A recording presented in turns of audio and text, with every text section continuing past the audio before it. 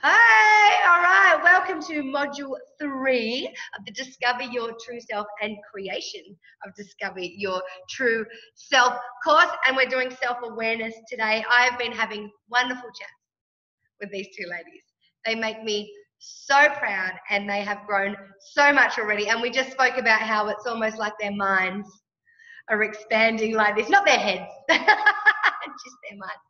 But the level of awareness, I think, ladies, from when I first met you to even now, 4 weeks later, the powerful transformation and even the language and the focus and what you're putting at the forefront and your ability to manage what's important to you is like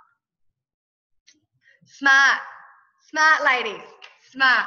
So what we're going to do today is we're going to start the module 1 of self-awareness. All right, so we're going to take a look at self-awareness today. Next week, like the limiting beliefs, I want to take 2 weeks in this module because I want to go further into self-awareness. I want to look at emotional intelligence, and I'll show you why in a second. I want to look at emotional intelligence as a whole next week, because it's important. It's emotional intelligence is your ability to recognize, understand, manage, and control your emotions. All right, and this results, being able to recognize and control your emotions results in the type of decisions, behaviors, and actions that you take. And developing your emotional intelligence, I've got my little notes here because I've got my diagram, which after I've spoken to you guys, I'm like, this is gold. You guys are going to go, ha, ha, ha, that's exactly what I was just talking about. So it's just going to nail all this in. Look how excited I am. Right, and developing our emotional intelligence allows us to, our ability to do all the things listed below. Now, there's 4 elements to emotional intelligence. So I'm just going to show that with you, show you that now, because I can barely bloody handle myself at the moment. So I'm going to show you 2 diagrams. Can you ladies see that? I can't Yes. see. You can? I've got 2 diagrams to show you. All right. Now, here we go. Developing our emotional intelligence, as I said, allows us to control our decisions and our impulse actions. So rather than making impulse reactions and actions and behaviors out of an emotion that's created by a fear or limiting belief, we're able to make smart, logical, rational decisions. Okay? So here is the 4 systems or the 4 pillars or the 4 whatever you want to call them that come under emotional intelligence. Now, you guys are going to be able to nail the conversations that you are having today and where you have grown. Okay, so the first one is self-awareness, all right, and we'll go into this today.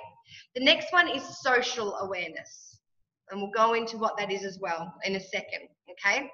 The next one is self-management, and then relationship management. Now you can see that self-awareness and social awareness is about who you are. It's your thoughts, your decisions, your feelings about yourself and about others.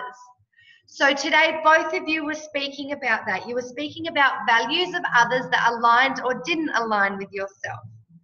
You were speaking about conversations or different experiences that other people were having that did or didn't align with yourself. So you are both coming into a new level with both of those. Now on the other side, this is more about what you do. Okay, so this is your actions, your behaviors, and your responses. So your self-management, and we'll see this in a second, is managing those things that come under your self-awareness. And your relationship management is actually taking action and being able to implement the growth when it's becoming social awareness, just when you're becoming more socially aware. Now, you both spoke about that today too, about meeting people outside of groups because that reflects your values. So that was an action in order to, that fit better with yourself. Okay, and choosing no longer to enable people and offer them the tools to take responsibility for their lives, that is an action that fits better with who you are and your values. Now, I'm so excited. Are you ready? Here we are. Now, you guys will get this, all right? But like always, get your pen and paper because muscle memory, I don't give you anything until after the call so that you have to take it in. Because what happens otherwise, people go, oh, Abby's just going to give it all to us. And no. Don't have to take it in. All right, here we go. So this is the bigger picture, emotional intelligence. Can you see that, the 4 squares?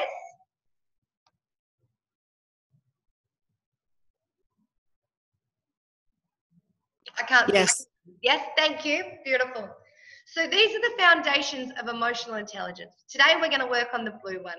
All right, we're going to work on self-awareness because I think that is the #1 foundation in order for us to be able to master the other 3 foundations and then grow into a new level of emotional intelligence, which you guys are already doing. So you can see here, same thing. Self-awareness and self-management. So self-awareness is what we're going to be doing today. It's your likes, your dislikes, your motivators, your emotions, your personality, your triggers, confidence, self-esteem, all of that stuff. Now, self-management is your ability to control and act based on your level of self-awareness. So what I mean by that, it means you're able to do the more things that you like compared to your dislikes. You're able to, like you guys were talking about today, and you, Leah, say, oh, hang on a second, this doesn't fit with my values. Okay, so I'm going to manage myself by, not getting caught up in that level of conversation, and I'm going to just use that as skills development. All right, it's about keeping our disruptive emotions and impulse decisions under control. Because when you become self-aware, you start understanding, like you are now talking, you recognize that something doesn't sit with you properly, and you do the whys, like you were talking about, Leah. And that's actually one of the things I'm going to talk about today. Why am I feeling like this? Okay, so I'm feeling out of whack. I'm feeling really anxious. Why? Because I'm involved in something that's not fitting with my values or something. Why isn't it fitting with my values? Because we're in a different place of our life. So rather than acting out of, and I'll just use this as an example, impulse decision and going, well, I'm not going to be involved in this anymore. We're able to make long, rational decisions. I'm going to be involved with this as much as it serves me. So I'm going to gain the skills from this, and then I'm going to meet with associates outside of that. Okay, so you can see that the awareness things are more about in your mind, coming under control of your emotions, things like that.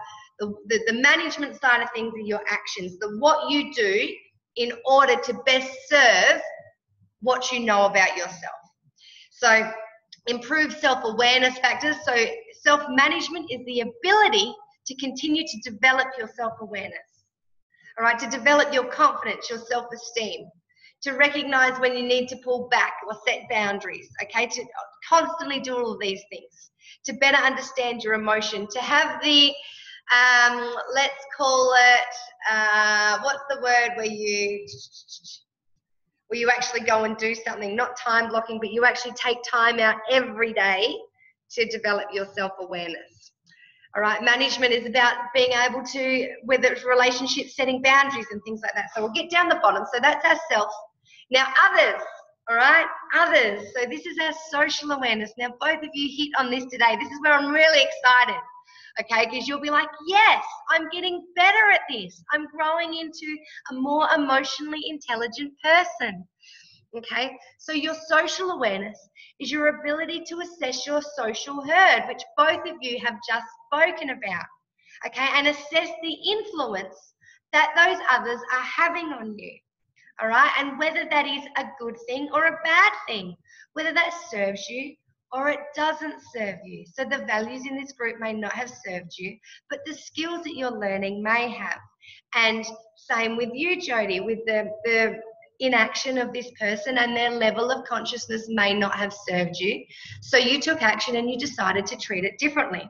So your social awareness is assessing the influence, and then your relationship management is actually how you react or manage that.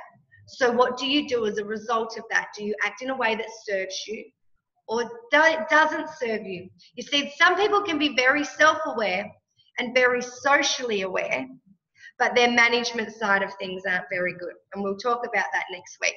Social awareness is being able to have empathy. Okay, so both of you did that today. You were able to empathize with people's different situations, but not sympathize, not take it in, which is really smart, because that wouldn't serve you if you did that.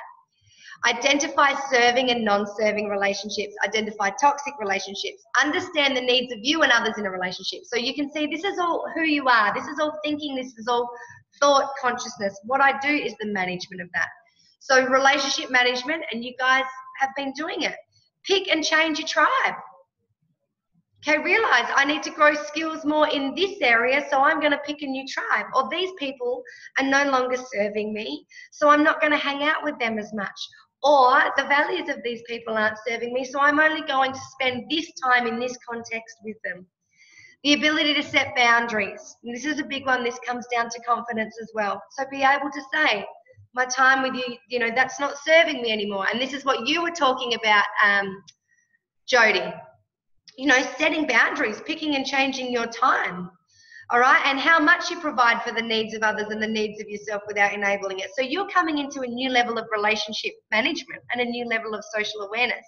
And that's why I'm saying, is it right for you, or is it right by what you think society is telling you is meant to be right? Because if it's right for you and you're able to do things that are right for you without being so worried about the perceived self, then your emotional intelligence is greater. Okay. I'm just going to come back from that now. Did that make sense? Because I couldn't see your faces. Did you see where you were in that? Or where things were growing and changing and how your emotional intelligence was as exciting for you as it was for me? Any comments, any questions, any like, yes, I realized that, you know, I needed to work on this, or I was getting better at that, or anything? Yes, for me, and I didn't write it down, in the self-management section, the second point down, where it spoke about not letting what was going on impact you, kind of said that. I was actually in a situation, it was at the Bowls Club, so I keep coming back to that because that's my environment that I know isn't fully me. But so there was a gentleman who chatted to another guy about something that had happened, and he really elevated his voice about it. He actually wears, so because I love watching people and observing them, I know he wears his he wears his heart on his sleeve, but other people don't see it like that at all. So he's a very loving, amazing dad. He has real emotional outbursts, and I look at it like, well, that's just where he's at, and that's all he knows how to deal with what's going on inside. So I don't take offense to it. So this happened, and the president told him to get out of the club, and he's had another rant, whatever. So he was loud with addressing what it was to this other person. And he was upset, he was emotional, and he'd held on to it for weeks and weeks instead of addressing it when it should have been addressed. So it was all built up. And his wife was like in damage control, like, get the kids, don't let him get on the bike. Like, it was a real, and I just thought, oh my God, that's what their life is like at home when he goes into those phases, because he does it. And then there was another lady in the club. He was walking out. He was going. He's like, fine, I'm going. And another lady in the club just had to add her little bit. And so then he came back in. He's like, have I done anything wrong? Have I done anything wrong here? And I'm just like, why don't people just mind their own business? Like, and not let other people just impact them so much. Like, it's a way he deals with things. It's not the way other people deal with things. Like, just let him walk out the door. He was walking out the door. So I'm finding that I'm really not letting other people's emotional roller coasters take away what's going on with me and my mood. That's cool. Yeah. I want you to hang on to, because what I'm going to get you guys to do is SWOT analysis of social awareness. So one of the things is strengths, And I want you to hang on to this and remember this, because what you've just said to me is that your level of empathy is very, very great. And that I see empathy on two different kind of structure levels. One is when you can empathize and understand people as an individual. All right, so I understand, and you both might behave things very differently, but as you said, he wears his heart on his sleeve. I get that. Other people don't get that. And that's where they empathize on this level. They empathize on a social structures level. So this fella having outburst isn't seen to be wearing his heart on his sleeve like you understand it. It's just seen to be being a public bloody nuisance that probably has a few and emotional problems. Yeah, because they're still in this level of social structures. All right, so does that make any sense? So your social awareness and ability to empathize is so much greater than a lot of the people around you. Now, one of the questions I ask in that SWOT analysis is, what qualities do you have, or traits or values, that other people don't show? Now, that is a huge one, especially for what your motivators are and your drivers are to serve other people and make the world a better place. To be able to do that, phenomenal. To be able to see things for what they are and the other thing that was really good was that your management of that situation, because sometimes it's really hard not to go in and go, oh, wait a minute, no, you know, and that's what the woman did. How dare you speak like that to my husband? Because she was the president's wife, and so it was just a big So she has to always have. Is probably based on a social structure too, because she's this kind of person. So she probably goes by labels, and then her relationship management probably not good. You know, but I mean, there's times where if I feel like I really need to speak out, I absolutely will. Do you know, like I absolutely will. If I feel like someone's been hard done by or bullied or something, you know, there are times when I will go, oh, that wasn't very appropriate. You know? But back to your level, your social awareness and your ability to empathize person to person rather than what's expected. That's such a strength. Cool. Yeah. That's awesome. Definite pat on the back. This one. Yeah. This is why talking to people is so good, because without that, you know, and Lee is the same. You're really good at paraphrasing and saying, I just realized this from what you were saying. Lee is very good at doing that. So the power of being on these calls, super good. How about you, Leah? Did you get anything from seeing that? Yeah, for me, you know, I've done the emotional intelligence before. Cool. And I'm, you know, working really hard on the self-management piece. Because I do tend to do things or say things or act on things out of emotion. And now I'm starting to really kind of dial that back a bit and give myself a chance to really think about what I'm going to say or what I'm going to do. And you know, and I'm also, you know, like you said, picking and changing my relationships and trying to set those boundaries. And a lot of that comes from just, you know, past experiences where, you know, you've let somebody in and you've given them control.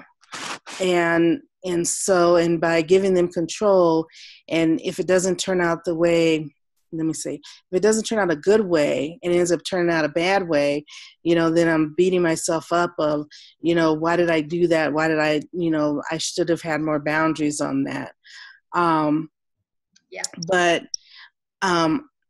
so that all kind of goes with just the whole, like you were talking about, the self-awareness. I do need to work more on my confidence and my self-esteem. And really having that courage to make decisions and to stand on the decisions versus asking for approval, you know, or even just second guessing myself, you know, because I do that a lot. And that comes from, you know, past times when I've made a decision and somebody's told me it was the wrong decision. Okay. And so now, and now it's like I'm starting to ask those questions. Well, why do you think it's the wrong decision? Tell me what your viewpoint is on this, and then I'll tell you why I made this decision. And a good example of that was yesterday. So to kind of really give you a high level, our company was hit with a virus in our computer system, okay, which was really bad because we are the Department of Transportation. And so we now have computers after 3-4 weeks. And I went around and I was asking supervisors, does your staff have a computer? And one of them told me that one of my people actually had a computer. And I took their word for it, because I was like, well, oh, okay, I didn't know that because I didn't see the person. Well, by the end of the day, I came to find out he really didn't have a computer. Right. And so where that became important, because I didn't ask him myself, it became important because we had to gauge who all we had to get back online. And so, so where the emotional piece comes into play, it's how people respond to when I'm asking a question. It's that some people are very casual, and then some people kind of do it where they're biting, which is weird. And so I'm catching myself with that because I'm like, okay, wait a minute. I just asked you a question. Why are you answering me in that tone of voice? And I'm confronting them because that's not who I am. Yeah. And they're in those situations, they didn't need to respond that way. I was just inquiring because I have to report. So now that I'm a supervisor, well, I've always been one, but now that I'm in the position I'm in, I see that power struggle. Yeah. Because the person that I'm supervising now, I wasn't supervising him before. Okay. And so, but I did find myself asking him, I'm going to take this position. Are you okay with it? I don't know why I felt I needed to ask that question. Yeah, interesting. And I think part of it was because he didn't have a chance to apply. Okay. It was just, I'm going to put you in this position, and he's going to be underneath you. Yeah. Okay. Well, all right.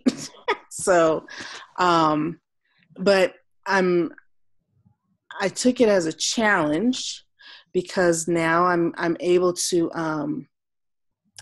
mentor him so that when I leave, he'll be ready to be in that position. I'm trying to get him to be more, more setting boundaries, conflict management, that kind of thing. And I think he's learning. Yeah. And I think he would be good. And trying to help him understand how I would react to certain situations. So, but, again, for myself, I think it's just, I really need to work on the self-esteem and the confidence. So. Absolutely. I'm going to ask Jody because if you've got anything to say, because I saw her. Did you want to say what? I saw her like. I feel like Jody wants to say something. Yes. Words are like one of my favorite things. I love words and language. And you were talking about how one day you'll ask one question and you'll get a response this way that's casual and fine, and the next day you get this reactive kind of response. So I was taught probably 5 years ago a strategy on people are just saying words, right? And if we take away all the emotion and all of what we think it might mean, then the words are just left. So the example that was used was, if I swear at you in Japanese, you don't know I'm swearing at you. You just know I'm saying words. Mm-hmm. So your response is, okay, righto. You know, there's no emotion. So if they react to your request in a way that has you go, oh, hang on, what have I said? Have I upset them? You know, you don't have that if you just see it as words. They're just saying words back to you. So that's why I could understand this gentleman that was going off. He was just saying a whole heap of words, and that was just how he was expressing them. So I don't anymore, I do not take offense to how people are expressing what they're saying, because it's the only way they know how to say it.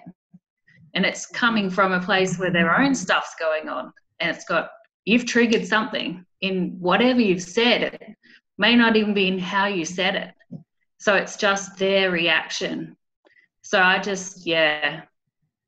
really just reply to whatever they've said as just the words. Cool. Yeah. Did you say righto? So you take that. Pardon? Did you say righto? Ah, maybe, yeah, probably. Do you guys not say that? I'm going to use that. No, I think we say, all right. She said, righto. Yeah, I'm going to use that. Righto. I didn't realize that was an Australian thing. We do it all the time. Like the other night, we're going to have an early dinner. We're going to have it at 5:30, and I guarantee you I would have said something along the lines of, righto, no worries, yeah. That's okay. I'm learning. That's cool. We'll get her a shirt or a hat with righto on it. Yeah. So even the gentleman that's now underneath you, I'm assuming that's who you were talking about, who reacted or was casual. Even just teaching him that, like you said, you want to mentor him so he can move up in his position. Teaching him how to not be offended by people is awesome quality, and by what people say, and to not take things to heart because it's not actually about him at all. Right. Yeah. Exactly. Yeah, I just couldn't understand, because his reaction was like somebody would react as if they felt threatened, or as if when I say threatened, more like I know how to do this kind of a reaction.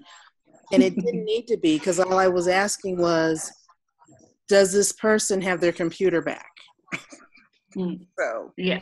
And then when he answered it, I just explained, well, I'm only asking because I have to send this in.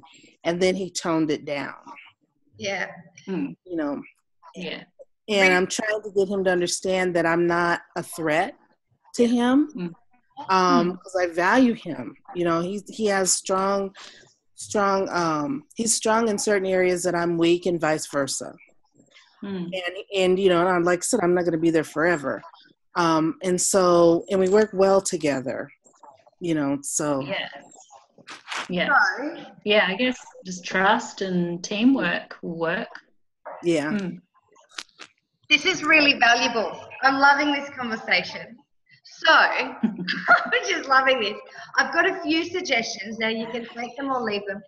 First one is, it sounds to me like he has quite a limited self-awareness and self-management and relationship management, because the way he responds to simple. But if we use our social awareness right now to realize that not everyone sees, like Jody said, situations the same that we see them. Not everyone has the same emotional attachment to certain words, right? Like I might say, and a classic one is if you say relationship, everyone's emotional attachment is different to that depending on the experiences that they've had and what they see as a relationship. So, it may be that he had a certain emotional attachment to those words. And I'll teach you a little strategy that I call diffuser before the bomb. And that's just part of relationship management with people. I find it works with people that feel inferior, and I'm not saying this is what he is feeling, but it is a possibility. But, that maybe he is feeling a little bit inferior or lesser because you got offered this position, and which isn't your responsibility. And I'm wondering, when you did take that, before I go into that, when you did take that position, was there an element of guilt? Was there an element of from you, do you think? So the best way to tell you is to tell you how I landed in the position. Okay. So I was already in a position that was comparable or equal to that position. And my team merged with his team. Okay. So our positions were the same level. And so what happened by us merging, his supervisor then became my supervisor. Okay. And so in that sense, that's where I started losing my identity. Okay. Because no longer was I a business manager. I'm now a manager of this little group. Okay. And so when our supervisor left, the business manager position became available. It's a higher, my predecessor's level was higher than mine. And so because I had already had a comparable position, they said, well, and my predecessor was asking me before he left if I wanted that position. So he was already expecting me to take it. So anyway, so that's how I ended up in the position. The new manager was the one that said, well, you were already this, I'm going to put you in this position. So that's how it came to be. And so we went from being equal level to me being higher. Yeah. I still kind of operate that way because he's still over the same group that he was before. And I'm still over the same group I was before. I'm just now higher than him. Yep.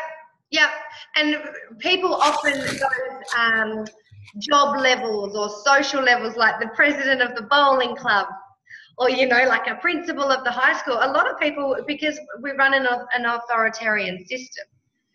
So, and there may be a little bit of, a little bit of angst because he wasn't offered the position. I'm not saying that's what's happening. It's quite dangerous to think like that. But if we use our social awareness to go, and those whys, the possibilities for why is he reacting like that? So it's absolutely evident that your confidence and self-esteem needs to, and because self-awareness is where confidence and self-esteem sits. It's where it lies. And and this is why I focus on self-awareness, because if we don't have the confidence and self-esteem to self-manage ourselves, we don't have the confidence and self-esteem to set boundaries, because all of those things, the baseline for setting boundaries, for making decisions and following through with those decisions, what best serves us, like what you were talking, comes down to confidence and self-esteem. Because we could know very well in our heads that this is what we need to do. But if we don't have the confidence to do those things because we're worried about what other people will say or how they will behave or how we will be viewed, then we don't do them. Yeah. So a couple of things that I think might be really interested with, start with, so the diffuser before the bomb. So you're socially aware enough of this fellow to say, sometimes his energy is heightened when I speak to him for whatever reason. Okay, so you've learnt that, right? Great, you've learnt that, because a lot of people, I guarantee, won't even pick up on that. They're so socially unaware that they've got no idea when they've upset someone or when someone else's emotions are out of balance, or they're just like, I'm just doing my job. And that works for some people, okay? And that's okay. Some people actually manage their relationships like that. They're quite socially aware to know how other people are feeling, but the way they manage it is just to not. And that's fine because it works for them, right? Mm-hmm. So you could use a diffuser before the bomb sentence, which is what Jody was saying. So, you know, rather than going up and saying, do you have a computer? Because his perception might be, oh, I'm being managed here. You could just say to him, I'm just inquiring because I have to report. So then you diffuser before the question.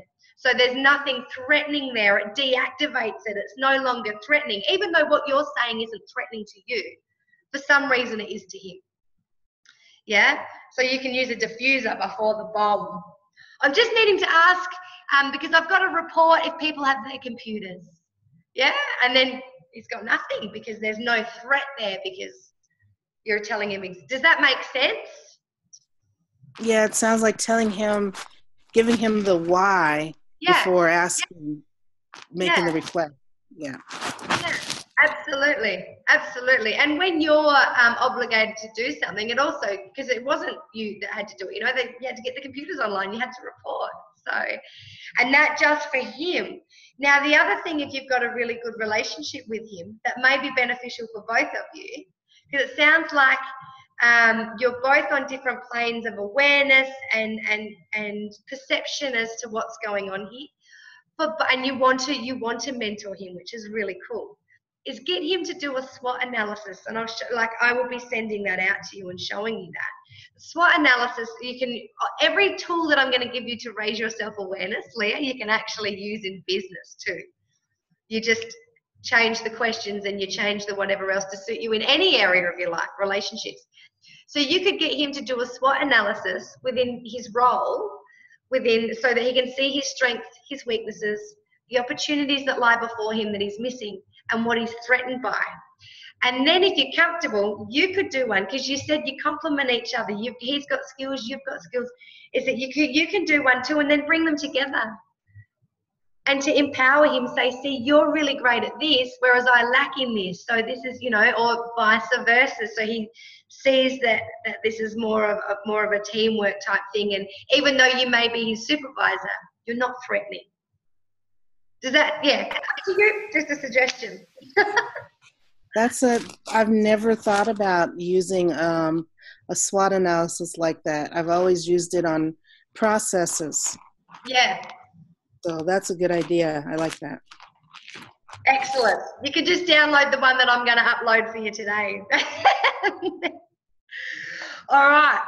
Wicked. So, as I said, self-awareness is like, it's the foundation block. It's the block that if you pull that out, the other three for a heightened emotional intelligence are just going to. So if you don't have the confidence and self-esteem, you don't set boundaries. If you don't understand your emotions, then you make irrational decisions, okay, so on and so forth. So this is the one that we all have to master first. And the others sort of just grow with it, and you'll see that. So what is self-awareness? Right? Now, a killer self-awareness refers to having a really clear perception of who you really are, who you really truly are. Not the you that you put out to the world that's not really you, that does things that you think you're meant to keep everyone else happy or to follow the rules. The you that does things to suit you. Yeah? That's what a killer self-awareness is. So I've got things like understanding your personality, your likes, your dislikes, your triggers, your emotions, your motivators, your ability to control those things. And although self-management is controlling those things, self-awareness is understanding your ability to control those things. Because you might go, that's not in my values, but for some reason I'm still bloody hanging out with those people. So it's your ability to assess all these things. And then self-management is your ability, your actions surrounding them, yeah? So when you have a killer self-awareness, when you completely understand who you are, you start acting calmly, confidently, and in control, yeah? All of a sudden, you start living authentically and consciously.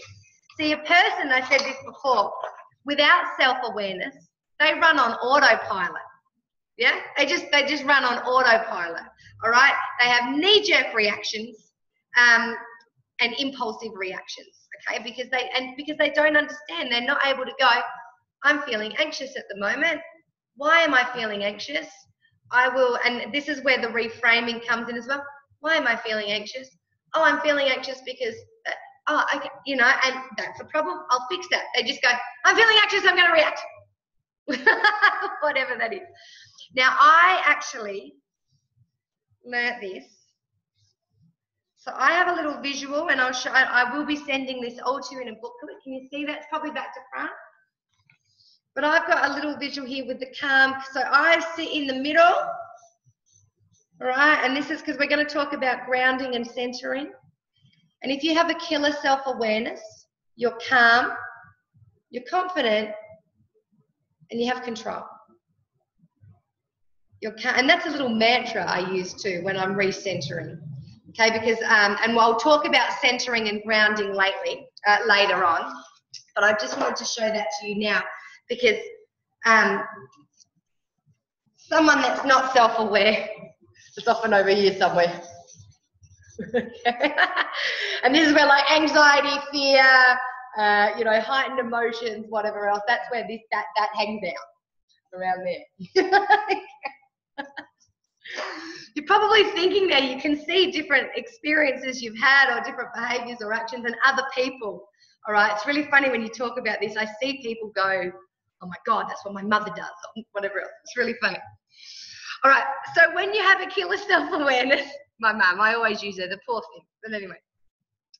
You have an understanding of what's going on internally, but externally as well. So you're able to know what's going on in here, but you can perceive your reactions with other people and everything else around you and how you're perceiving things that are going on. So how are you perceiving experiences? How are you reacting and perceiving conversations? All right, and then what's your thought process and so on and so forth. All right, it leads to meaning to a new consciousness, okay? So when you have a killer self-awareness, you don't miss opportunities. All right, and this is why I think the SWOT analysis is so important, because often if we lack confidence, we miss opportunities. And there's opportunities that are being thrown at us every day. Every single day. You know, and it might be something as simple as forming a lifelong relationship with a new friend. But because you lack the confidence, you didn't have the startup conversation with that person. Or it might be, you know, the opportunity to have a really fantastic team venture with the fellow at your workplace. But because we lack the confidence, or we lack that, we didn't do what we needed to be able to build that venture or strengthen that relationship. It could be absolutely anything. It could be, you know, the holiday of our lives. But because we didn't have the understanding of our emotions to realize that when we thought about how much that holiday would cost, that it sent us into a state of panic, that we reacted at panic instead of reacted logically, then we don't go on that holiday of our life. So there's missed opportunities for people that are not in a state of self-awareness. So strong. And once you get this and you're able to ground and sit and think and be completely aware of your mind, what you're thinking, your emotions, you will start to see all these new opportunities come in. Your world just grows, right? It's just super cool.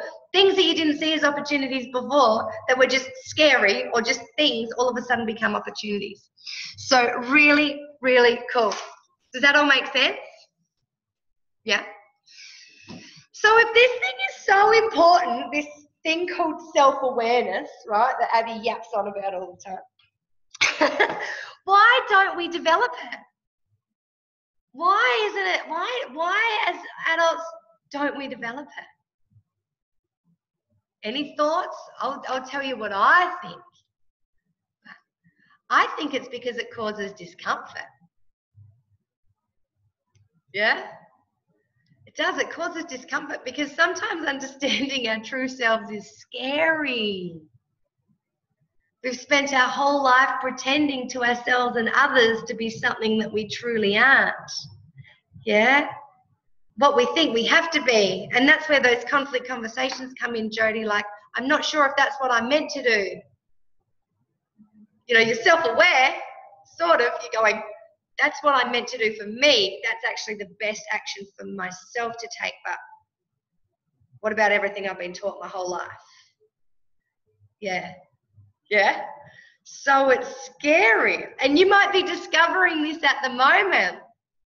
Yeah, you might, even with your personality test, if you're really honest, and that Myers-Briggs is a classic, and like you said, if you do it every couple of years, you'll see yourself changing because you grow. You grow through experience. Yeah, you're a work in progress. And sometimes when you're really honest with those personality, and this is, if you found this, if you did the Myers-Briggs test, sometimes when you're really honest, the personality that comes out of that isn't the one that you wanted, because it's not the one you've been showing everyone else, right? Yeah, no, that's not me. I'm kind, I'm loving, I'm yeah. So that's why when we're doing the Myers-Briggs test and all these other strategies to develop our self-awareness, we have to be prepared for a little bit of discomfort and know that that's a good thing. And we have to be prepared to be really honest. Honesty is the absolute key here. And you guys are pretty in tune. So you'll know if you're not being honest, because something won't sit right in your gut. And you'll be having these side thoughts. Yeah? And you'll catch yourself. So catch yourself and go, come on, be honest. You are amazing. You are the greatest being with the most potential that God or the universe or whatever you believe in has ever created. Yeah, so it's time to stop resisting that. Stop resisting that. All right, and the reason why developing, I love this analogy, it's hilarious. So the reason why developing our self-awareness is so uncomfortable is a thing called unconscious incompetence. Yeah, unconscious incompetence. And if you haven't thought about that, think of this as an example. Pick up an instrument that you've never played before and you don't know how to play, and try and play it. Yeah. All right? What happens? It's uncomfortable, you fumble, you lack the knowledge, you don't know where to start, it's awkward. Yeah? It's the same when we're entering into our self-awareness journey. You will go through periods of unconscious incompetence, which I don't know if you guys have an instrument in mind, but I can imagine like the harmonica or the banjo. Any instrument really. If you're me, probably the recorder. No, I can do 3 blind mice. Do 3 blind mice on the recorder. All right. Anything. You guys are on mute, so I can see smiles and I can see nods. So if you wanna cut in, unmute yourself and come in. So how do we then develop it? Now, have you guys heard of the 3 brains? No. All right. I'm going to just take you back for a second. Our brains have 3 parts, yeah? So that goes from the outside to the inside to the inner side. And I'm just going to bring up a diagram here to show you. Or maybe show all windows. There it is. Can you see that one? Yes. Excellent. So here it is. All right, and I've got this here. So if you think of it, this is the 3 parts of your brain, okay? And I was going to get a diagram of a brain, but I'll do that in the book that I'm doing. So the first part, that purple part, is called our neocortex. Irrelevant, right? I'm going to give you the fancy names in case you're interested, but it's irrelevant. This part of our brain is conscious. We can draw on this at will. Okay, these are all the things that we have learnt. This is where our thoughts come from, and this is the mind part of our brain. Yeah? So this is where we go 1 + 1 = 2. I know that. I have learnt that. I can draw on this whenever I want. Okay? So this is like our conscious thoughts, our mind. The next part of our brain is called the limbic system, and that is our heart part of our brain. Now, heart part of our brain will probably be the emotional, yeah? The emotional part of our brain. This is our center. This is where we store our values. This is where we make value judgments. This is where memories of behaviors are stored, and that memories of and we attach emotions to experiences or emotions to certain behaviors. This is where we store that. So this is where, and just have a memory at the moment. Do it now. Just think back, and it can be any memory. It can be good, it can be bad. What emotion is attached to that? Okay? So when you think about becoming a minister, or meeting your partner, Leah, or meeting Greg, Jody, or having your children, this is where this is stored, and the emotion attached to that. This is where this is stored, okay? And it's quite subconscious. We don't have to consciously draw on it. It just happens. Okay? So this is where we think about how behaviors have resulted in positive or negative results, or experiences have resulted in positive or negative results. Yeah, because there's always an emotion with a positive or a negative result. This is where our limiting beliefs are stored. Now your limiting beliefs have gone to the neocortex. Do you see what we've done here? We take our limiting beliefs that are subconscious and irrational, and we bring them into our mind or our neocortex, so we bring them to the surface so that we can then be in control of them. Yeah? All right. There we go. And then we've got, so we're not aware of these things until we bring them out. Okay? We can't control them until we bring them out. Then we've got the gut part, the yellow part. This is our basal ganglia. It's just a funny name. It doesn't matter. So this is the root of our brain, right? This is at the very root, the base part of our brain. I'm just telling you guys this in case you're interested in the technical side of things. This is our instinct part of our brain. This is our survival brain. This is our primal instinct, all right? And that's why I've got gut there. This is also an unconscious part because it's the fight or flight. It's where our gut comes from. This is where we act on our fears and things. So those emotions happen in our heart part or our limbic system, and then our gut part goes, act! Quick! It's a really good looking fella there, run away! Or I've got to get up and do a Facebook Live. No, I'm not going to do it, I'm too scared.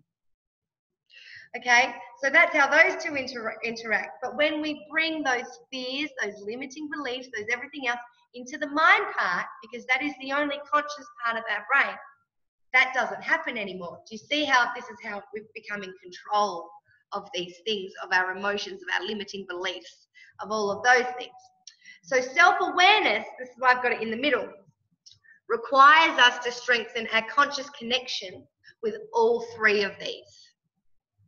So this is why we explore them, to bring our feeling and our instinct, okay, or our heart and our gut part of our brain to our mind part of our brain or our thought part of our brain, so that we are conscious with what's going on and we're in control of it. Pretty powerful, do you think?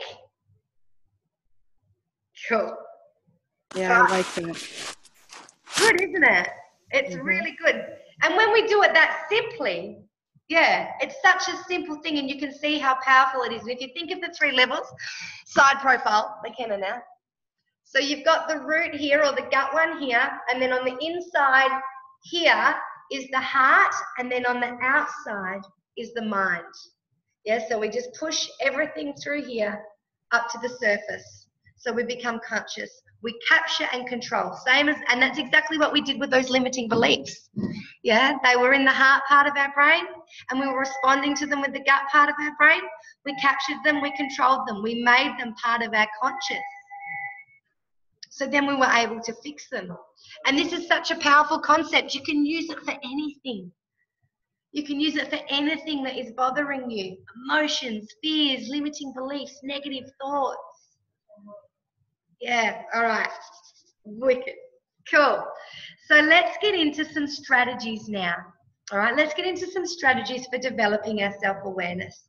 Now, like anything, and I will touch on this again at the end, we need to practice these things often in order to master them. I don't know if you saw my live yesterday, but I was talking about, we're creatures of habit. We're creatures of habit. So if we don't practice them, if we don't use our self-management to improve our self-awareness and practice every day, we will go back to the habits that we have created in the past. So we need to create new habits. So even 5 or 10 minutes a day to do some of these activities or connect back with these activities. But the one thing that you need to get really good at, and whichever resonates with you. Now, guys, I've got a booklet together with all these strategies in there for you. Okay, with all this stuff in there. So the one thing that is really important is being able to find, now you can call this whatever you want, your center or your grounding. I call it my grounding. The reason I do that because I often need to walk in order to do this. Your balance. Yeah? Or your balance with your true self, whatever resonates with you. Now, your center, your grounding, your balance, your true self, whatever you want to call it, it's a state of calm. Right? It's a state of calm. It's where you're away from the world, you're not resisting anything, your emotions aren't heightened, okay? It's just very neutral. It's warm, it's comfortable, it's relaxed. It's away from any fears, anything. It's really important to be able to get, because when we know where our center is and we become practiced at finding our center or our grounding or our balance or whatever works with you, whenever there is a fear or a limiting belief or something that's heightening our emotions or we're out of whack and we're struggling with ourselves, we can bring ourselves back into our center. Dad, there's a fella out here, I think. Sorry. We can bring ourselves back to, someone's trying to break into the restaurant. It just went up that way. So we can bring ourselves back to the center, and this is where we can assess our self-awareness. This is where we can bring our heart and our gut parts of our brain into our conscious mind part of our brain. Because if we're being reactive, if we're running around, if we're busy, if we're doing this, if we're doing that, we're not going to be able to capture and control that. So this is literally our state of control, our state of calm, our state of whatever we need to. All right? So, and then you become aware if you're out of center too. Yeah, you become aware if you're not being your true self or if you're serving or whatever else, because you go, hang on, I'm, not centered. I'm not. And you might hear me talk about it in my lives. I go and do grounding. I'm massive on that. I literally, and I take my shoes off, I go to the beach, and I just find my center. I relax, I take everything out of my mind, whatever's worrying me, and then I'm in control. And I will always take a pen and a paper to the beach, because that capture and control is so important for me. I just find that works so much better than thinking about it, because the noise interacts. Whereas if I've got it, right? Gotcha. Now I'm going to deal with you. Yeah? All right, and there's 4 parts to our center if you're into this. There's the physical, which is your intuition and your health. So you can think about those things. Your emotions, which is your feeling. Your mental, which is your thinking. And your spiritual, which is your belonging, your being, your connection to whatever it is that you believe in. So when you come into your center, all of those things are balanced. Yeah, you're not wanting to act out of emotion, or you're not wanting to do this, you're not wanting to do that. So you bring yourself back to your center, and then you're able to regain your thoughts and work out a rational decision, a smart action, a logical choice. Yeah. Now, I am going to be really honest here. The best, and I'm going to offer you a link. The best, because when I was trying to work out myself, how to get myself into just that neutral state, just to be like my control state, my grounded state is my control state. I came across a fella, and I will send you his stuff. And he's got the best set of questions there to ask yourself to work out if you are not centered. And there's no point me, reinventing the wheel, because I actually think they're that good. Now, you guys might find your own stuff. All right, and I will send these to you, but if you're interested in writing them down.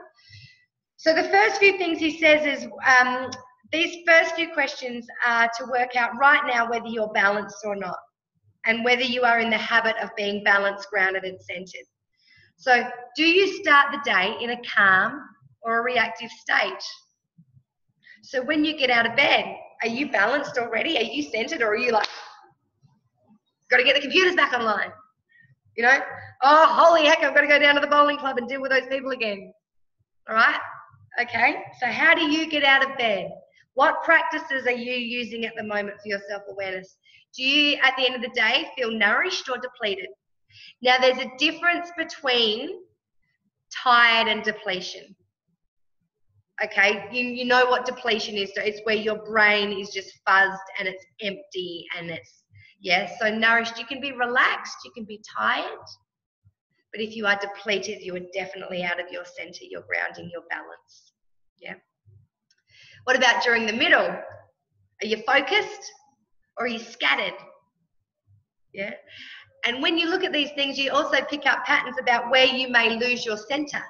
What things are happening within your day-to-day routine that might push you out of whack, that push you out of control, that push you out of your grounding. All right, so all of these relate to the center. You just look at different parts of your day. And you can go right into it with certain people. So when you get really aware of it, there might be certain people that you have conversations with and you're like, when I meet those people, it puts me out of my grounding, out of my center. Why? Which we'll get to later. All right. I'm going to go through these now. Okay, so the center, there's no location for your center. There's no physical location. It's just a state. It's a state of absolute control. And it's being in the moment and being in control. All right.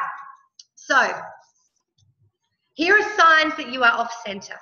Now I will give you this link, but it's a really good idea to write some of them down because you're muscle memory.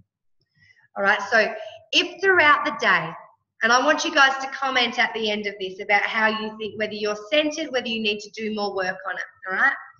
So if throughout the day you take on too many tasks and you're multitasking to the point where at the end of the day you feel like nothing gets done really. You know, you might have actually been really productive, but you go, oh, I got nothing done. I got nothing done, okay? You're often out of center. If you're reactive to different things, so different conversations in the workplace, checking your phone all the time, you know, just if you're in a state of reactiveness all the time, and that can mean different things for different people. If you fail to differentiate, now he says here what is urgent and what's important. And for me, that comes down a lot to if we are prioritizing our obligatory selves to our true selves. Our have-tos from our want-tos. Okay, are they balanced? If they're not balanced, or if you're thinking that unimportant things that don't really serve you are important, then we're out of balance. And this is just a lack of self-awareness. If you feel fatigued early in the day, you know, like if there's nothing wrong.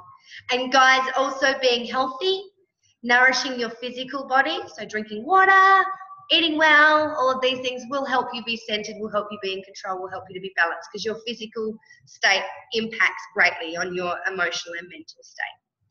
All right, in your emotional or mental state, you ready? Are you consumed by negative self-talk? Negative thinking? And we will do a whole module on that for you to assess your self-talk. Now, by the time we get to there, you guys are probably going to be masters because we use some of the same strategies. But just so you know, we do a whole module, module 7 on that. Are you easily distracted and unable to focus? My mum calls that whimsical. My mum, that's not what whimsical is, but I can see how you think. That's like whimsical. Do you think about the past or hold on to anxiety about the future? Do you relay experiences over and over in your head and bring that emotion forth and allow it to keep you stuck? Or do you worry about the future and bring future fears in? Now, this one I leave on its own. Do you get stuck? Are you high strung or overwhelmed? More often than not. And it's okay to be these things, but it's really important to be able to come back and bring ourselves down, because it can have an impact on our health as well as our emotional state. And in the evening, you end your work day depleted, or just your day depleted, if you're a mum. Or you've been running around solving problems at the church all day, you might be very, very depleted and need time to center, need time to ground. Do you struggle with impulse control? So that might be with what you eat, with sugar, with alcohol, social media, TV, calling people, and impulse control with something. Can you remember what you did yesterday or today? You can see this is our clarity of thought. So many women say, how's your day? They go, I don't even know what I did. Now, I lose my days of the week. Don't get me wrong. I forget what day of the week is, but that's because I don't really run on a schedule apart from these calls. And I've got a reminder on my phone, so it's all good. All right. Do you go to sleep really late or crash too early?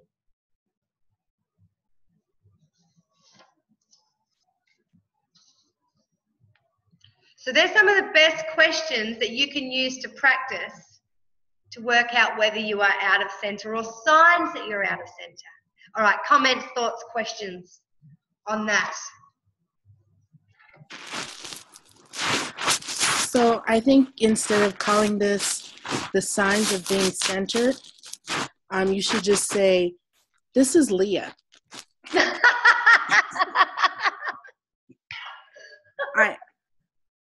I don't know about you, Jody, but when she went through all that, I was like, yep. I honestly, there's nothing on here that I could say no to. So, yeah. Isn't that an amazing breakthrough now for you? Mm-hmm. Like, isn't that so powerful for you right now to go that and be really honest with yourself and go, whoa, so what does that mean for me and my self-awareness? What does that mean for me actually being able to balance myself and be in control? Take that time to just have no resistance, no reaction, calm, confidence, control. Evaluate. That's where I evaluate everything. When I'm in my grounding state or my control state, why am I feeling fearful? Do I really want to do that? Not really. Yeah. But you're not giving yourself time or the work to do that. So how powerful for you now? Yeah, I agree. Yeah. So this brought confirmation to me that I do need to take more time to do this. Because I've been saying that, and it really started hitting home when people would ask me a question, and sometimes I would just look at them dazed, like, I see your lips moving, I hear sound, I have no idea what you just said to me, or if they catch me and I'm walking in the hallway, I may not remember what they said to me by the time I get to my destination. So, yeah. Yeah. So you can go through now because you can go through those different things and you can work out, different areas that you need to work on. And it might be something physical, it might be sleep, but when you come into the grounding, naturally the things will come to you because you'll be in control. You'll be able to evaluate, to assess, why am I tired? Why am I feeling this emotion? What action do I need to take? So being able to get yourself naturally in that state. And people do, if you're into meditation, which is a part of ground, and to me, meditation is actually just that. It's just being non-resistant, non-reactive, calm, in control. And you get yourself into that state. And then once you're there, you're able to evaluate things. So for me, that's what meditation is. It's safe. It's grounded. It's in control. Yeah? Cool. Yeah. How about you? Yeah. So if you want to, one thing I say is learn how to meditate or just learn how to get yourself into that state because people do it differently. Not everyone likes to meditate. Me, myself, I do meditate, but I do it like I'll go for a walk on the beach first. It's essential for me to walk barefoot first whenever I'm grounding. Don't know what it is. And even if I'm not at the beach now, I'll go find a patch of grass. So yeah, whatever works for you. Okay, Jodes, how did you go with that list?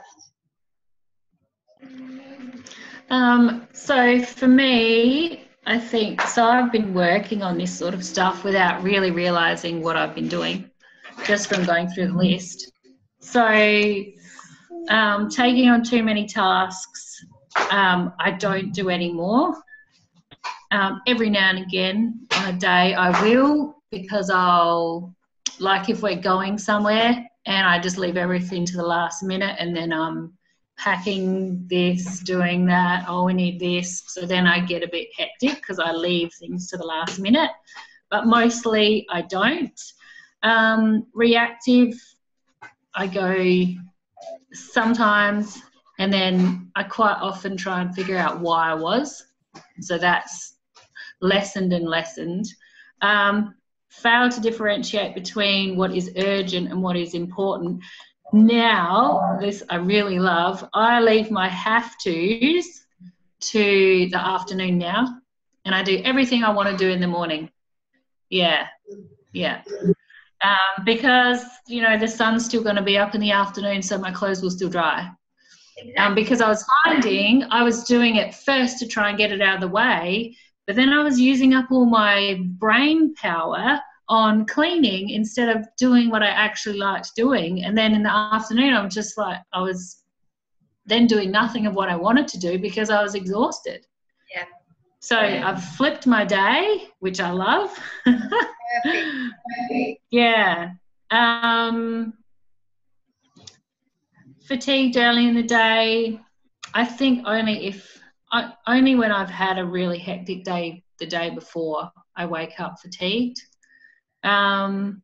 Consumed by negative self-talk, no, not as much at all anymore, because I'm trying to pay attention to it, and like, you know, we've been getting it down on paper.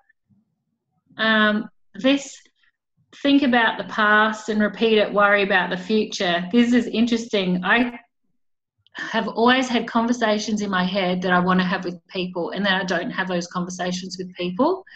And the other morning I was doing it because I got up early to take Harley to work, and my mind just was racing and I was trying to go back to sleep. So I pictured someone looking at me from up above, and what would they see? They would see me just laying in bed. So they weren't seeing anything that was going on in my head. So nothing was actually happening. No, nothing at all. There was no conversation. There was no action. There was nothing from someone else's viewpoint. It was just laying there. So that helped me to stop thinking. Yeah, because I wasn't progressing at all because I was doing no actions. I was just doing thinking. Yeah. Which was not achieving anything. No. Yeah. So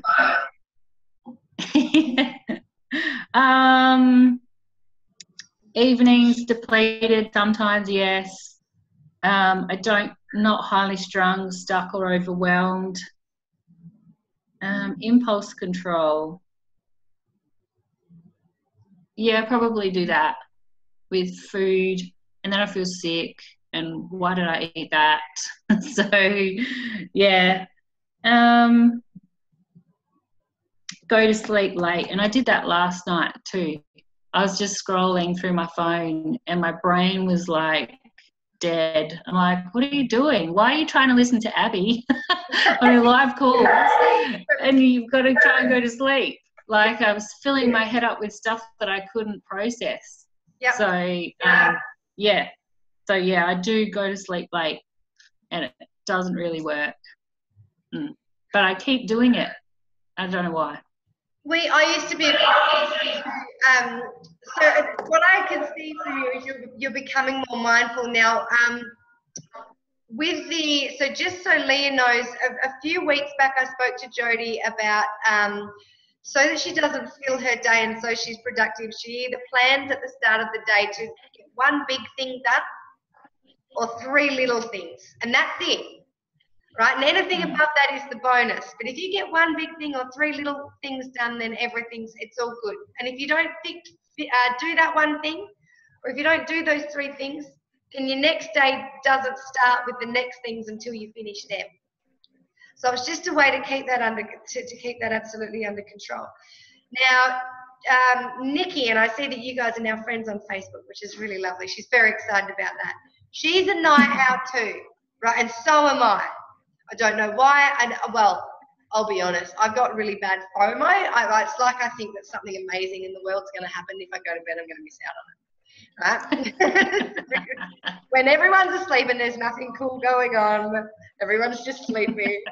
And I'll be like, yes, my phone was going off all night last night because of you. I'm like, 2:30 in the morning, what's going on? But it's 12 o'clock where you are. I was like, yeah, it is. And I sometimes do sleep cycles, so I'll have little sleeps, depending if my girls will allow it. So I'll have like 2.5 hour sleep cycles. So I might be up from midnight till 3, but I work on my sleep cycles. So one thing, we spoke to Nikki about this as well, and this was a part of her brainstorming strategy from her limiting belief about having a set routine. You know, no screens. Blue light on your screens, if you are on them, and this is a bit of a do as I say, not as I do, because I'm always on my screens, but it will heighten your brain and your brain functioning, even if you're just reading black on white on your screen. So it's a really good idea to have a CEO day and print off anything that you want to read before you go to bed. Or, and have a routine. So if it's like a family ritual before bed with your husband or your kids or whatever else, and then, it's sitting down for half an hour and then you have a cup of tea at 9 o'clock. And if you do that every day, same thing, your body's going to realize, oh, it's bedtime now. I had my cup of tea. Oh, that means I'm going to sleep in half an hour. But it takes commitment. And it doesn't happen all the time. And you've got kids, I get that. But yeah, having that routine and taking little different things like taking screens out and but you've got to commit to it. That's it. And I find that that's a huge one, is changing people's nighttime routines is such a big one, because a lot of it, as women that work and as mums as well, we feel like the nighttime is like the only time we have to ourselves or the only time we have with our partner. So we want to extend it as much as we can, because for mums, there's no one on us. And, for working women with partners, we're like, oh, I just get to sit down and chill out with my husband. Mm. Yeah. So if you make a family ritual as well before bedtime, so, it's an hour where you sit down with your husband and, I don't know, play Scrabble or say sweet nothings on the couch or whatever you want to do. So you do still get that quality time. But yeah, you've got to really and I'm a shocker of going to bed early. I'm an absolute shocker. But it's because as well I've got my business and I don't do anything till 1 o'clock except for my calls with you guys. But it takes practice. Oh, it takes practice. Nikki should be on this call. She's hilarious. She's the same. She's like, what if something happens and I miss out on it? I'm like, you're in Koongwa. Nothing's going to happen. Promise. All right. So there's just really cool signs to say we're out of center. So really powerful for both of us. And it looks like you're taking control of those stuff as well. Now, visualization when you're centering, if you want to sit somewhere, if you want to stand, reshuffling your feet too. Now, I know that sounds silly, but if say you're in the workplace or your kids are like, ah, and you're like, and you go, right, I'm out of center, I'm out of my state of being Leo. That was so funny. Just that muscle memory of because your muscle memory is so important with your brain. If every time you want to center or ground, you reshuffle your feet, so it's like a muscle memory representation of I'm recentering, I'm rebalancing, I'm regrounding, and just shuffling your feet, having your shoulders strong, your chest out, so you actually have a muscle memory, like a physical stance, or if it's sitting down, shoulders back, chest open so you can breathe properly, strong hands, whatever whatever it is. But that's all. You've seen all that meditation where that's muscle memory. When someone gets back into whatever position it is, their brain goes, oh, got a center.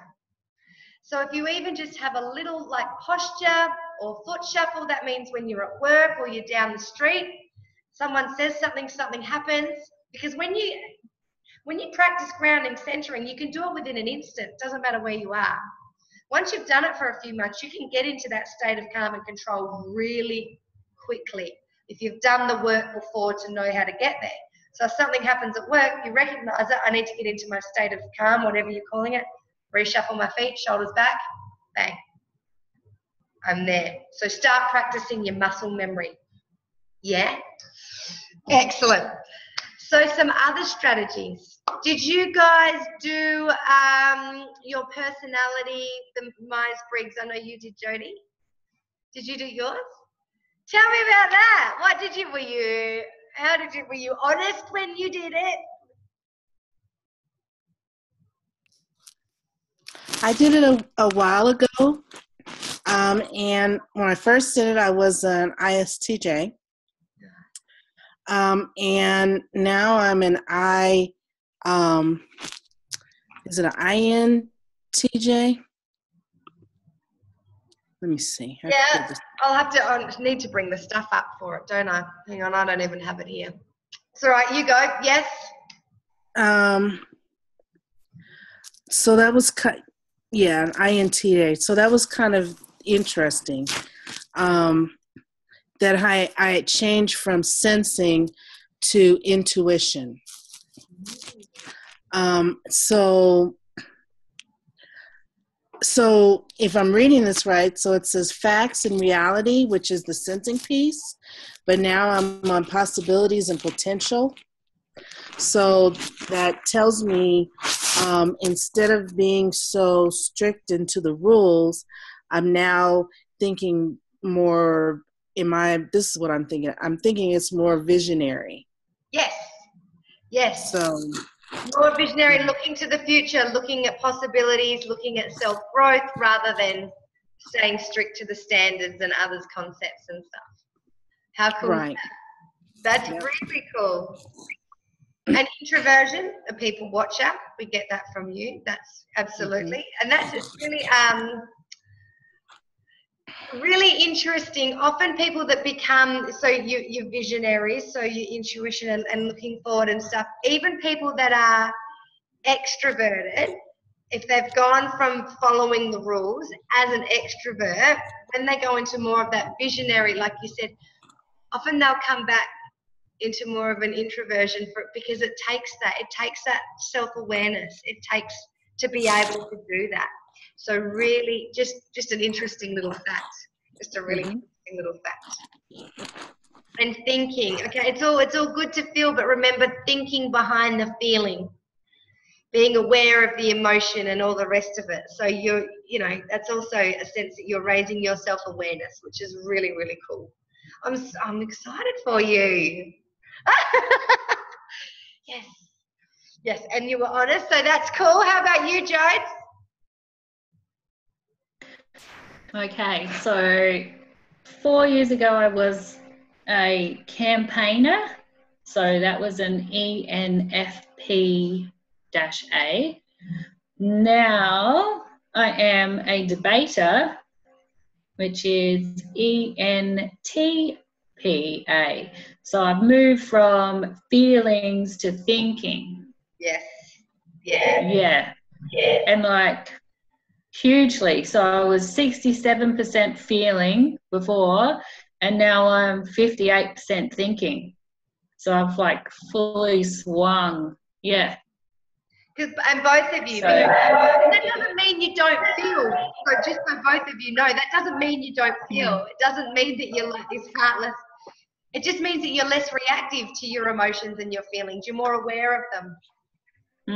Yeah, you're less impulsive. Yes. Self-mastery. Yeah. Yeah. Excellent. Yeah.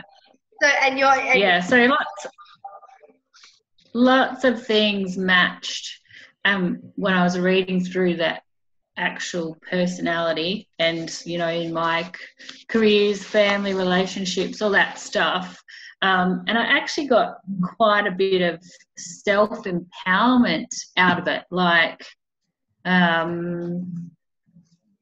I've been holding back from actually being that person because that person will offend other people. So so it kind of gave me power to go, well, if this is who you really are, just be that person. Yeah, and just go with who you actually are. At the same time, I kind of think, you know, is my ego talking in that question? Or, you know, like we're talking about being centered. Should I get centered before I actually do the test? So that I feel, so that I'm like fully answering everything totally as me, instead of me that maybe thinks I need to answer that question that way. That's Yeah. honesty counts. Yeah. Yep. Absolutely. Yeah. And there was a couple of questions where I was like, I'm not sure if that is actually the right answer, as in it just felt not quite right. But I kind of didn't know what other answer it should have been. I would, if you feel like you haven't been 100% honest, I would absolutely get that grounding. And just say to yourself when you're grounding, so get yourself grounded, go to do the test, and just say to yourself, there's no judgment. Yeah. You're doing a personality test, there's no judgment. Mm. Leah and I aren't going to go, how dare you answer like that? No one's going to do that. Just remind yourself, there is no judgment. This is the true me. I deserve to be the true me, and there is no judgment. There is no consequence. Yeah. There is no consequences. Okay, and when it comes to being conscious of what other people think, I say quite often, unless you, there's a fly on my camera. You know, so long as you're not hurting someone, and there's a definition, because some people will say that really hurt me, that offended me, but there is an okay level of that, and there is an un-okay level of that, if that makes any sense. You know, it's not necessarily a bad thing to offend people. And it's not always a bad thing to say, I can no longer help you or serve you in this way. Right? And they may say, you hurt me, you offended me, so long as you're not being detrimental to someone. And there's also a level of that as well, because but that's a whole nother story. What other people think of you is, and I know I say it's like it's none of your business. So if you're going to offend someone, it doesn't actually always mean that it's a bad thing. I offended my friend the other day. I did. My best childhood friend. Now, I love her with all my heart. And I'll be really honest with you, I have a lot of love for her. But there's a lot of drama being created within her group of friends, and I don't want to be a part of that. It's just something that does not interest me, that I don't get involved in. You know, and it's something really quite that I see as quite petty, I suppose, and different things. And you know, I said to her, I'm not going to that function. And I was just really honest. I said, I'm just interested in those conversations. I feel really depleted, and I said to her, I feel really depleted and drained at the end of them. So I'm just not going to go. And she said that really offends me, because they're my friends, and I want you to be friends with my friends. And you know, and I said to her, I understand that you're offended, and I'm sorry about that. I'm not trying to offend you. It literally depletes me. So, and you know, she probably sees that I'm being a bit of an a-hole. You know, and what I've done is actually okay. I haven't hurt anyone. Does that make sense? Yeah, I haven't hurt anyone. No one's physically damaged. No one's emotionally damaged. I'm just not going. You know? Yeah, exactly. Whereas, you know, I'm sure a lot of her friends would have said, well, can't you just go? You know? No, I know that's what I'm meant to do. I'm not doing it. So yeah, just as an example. So yeah, ground yourself completely. There's no judgment. There's no consequences. There is only self-awareness. Yes. All right. The next strategy, because I know I've just looked at the time, went, my God, I've had you guys here for so long. So I'll quickly go through these, and then I'll get the booklet out to you. Now, when you are grounding, I'm not sure if I said this, if you want to visualize being in a triangle, or write it in chalk, or write it in the sand, just as you're getting used to it. Calm, confidence, control, or whatever works for you. This is just what works for me. This resonates with me, and I love that. One day I'm going to get little necklaces for everyone. calm, confidence, and control. Or hats, like trucker hats. What's that mean? I think it was some like Illuminati. Or it couldn't be any further from the truth. All right. Now the SWOT analysis. And Leah, this is a great one for you because you can use this for that fella at your work. So I'm just going to go here and you'll see that I am creating this for you in, there we are. That's what it's Scott Jeffrey. So I need to link you guys to that. Share screen, actually go into, I'll have to bring it up. Hang on, bear with me. Talk amongst yourselves for a second. While I've taken it down. I can't minimize while I'm recording. That'd be right. So, do you guys know what a SWOT analysis is? I know a little bit about it. So, strengths, weaknesses, opportunities, and threats. Right. So my experience with it is you set it up in columns, and you basically, based on the topic, you basically go through, what are the, but you don't necessarily have to do them in order. No. But you just list out all the strengths, like you said, all the weaknesses, all the opportunities that could be available, and then anything that could pose as a threat from the end result of it. And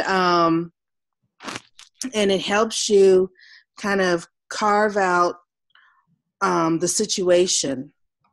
Or and in my case, it was a process. Yep.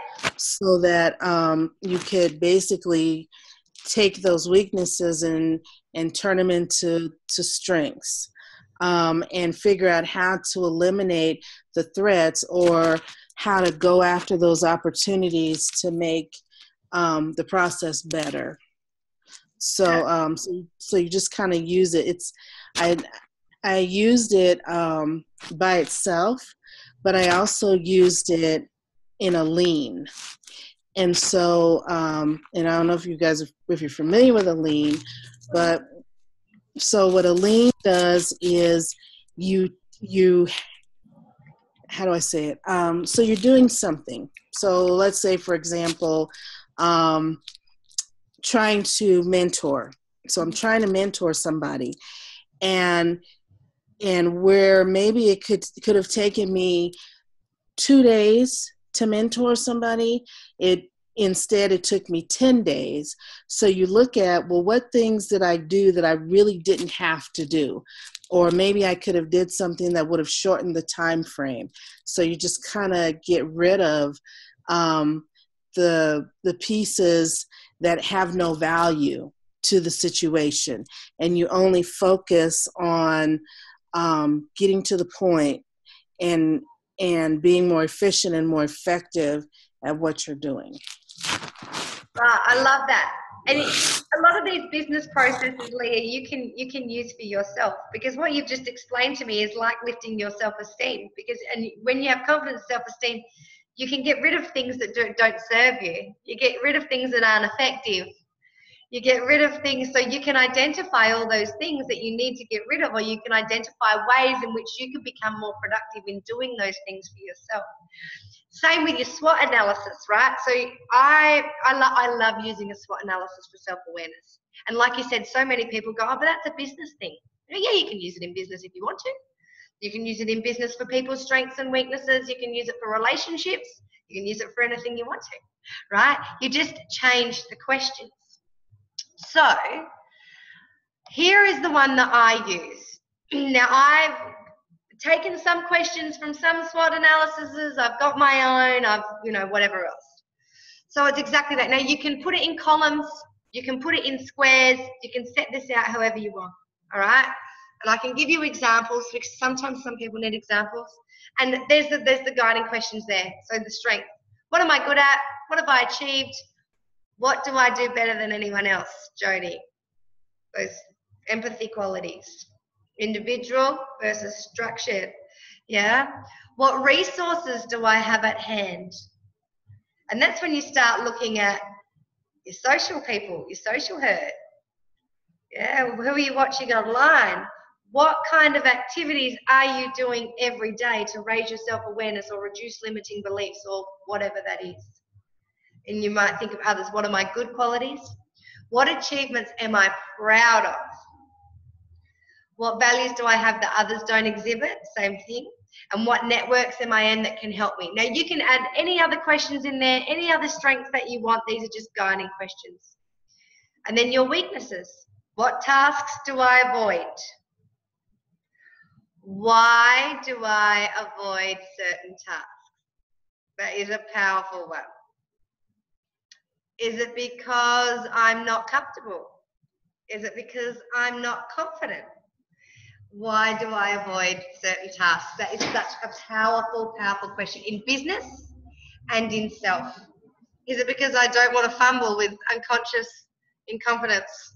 Okay. Who do I feel inferior to and why? What are my negative habits? What are my fears that are holding me back? What would other people say are my weaknesses? Now, you can do that with everyone. What would other people say are my strengths, my opportunities? What am I threatened by? Right? Feedback, and that's something we'll talk about in a second. Why did I stop myself from doing this last thing that I really wanted to do? So what's the last thing that you really wanted to do that you didn't do? And what stopped you from doing it? What are my negative traits? Opportunities. What opportunities lie before me? Now, as you become more self-aware, you will start realizing that opportunities fly your way constantly. What do I need to be doing more of? What technology can help me? What course or coaching can help me? What mistakes can I learn from? This is a mindset change. What mistakes, failures, experiences can I actually learn from? So we start to be grateful for those past 30 years where we feel like we've wasted our lives doing whatever, yeah? Who can help me? What do I need to improve on? What do I do next? What can I take advantage of?